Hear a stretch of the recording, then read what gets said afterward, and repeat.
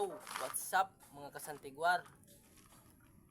Sa mga vlogger po dyan na gumagawa na kumakain ng kung ano-ano kahit hindi naman pwedeng kainin, mapapasama po yung kalusugan nyo yan. Tulad nung Kimano, nung kumakain ng hollow block. Manong, magkakasakit kayo nyan. Hollow block, hindi yan kinakain. Alam nyo bang maraming chemical yan, maraming dumi. Marami naman pwedeng mapagkakakitaan dyan na hindi kayo mapapahamak.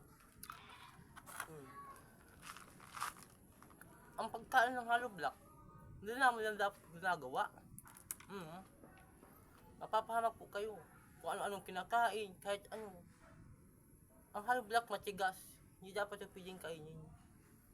Sa lahat pong mga vlogger dyan na gustong kumita, sumikat,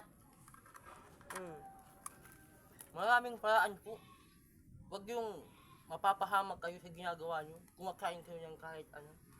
Maraming pwedeng pagkakakitaan na hindi kayo mapapahamak.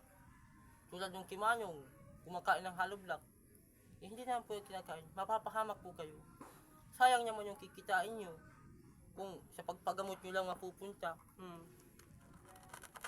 Marami pong ano dyan, maraming mapagkakakitaan na hindi kayo mapapahamak. So, yun lang po. Salamat po, sana sundin nyo ang aking payo. Maraming pagkakitaan dyan na hindi kayo mapapahamak. Thank you po.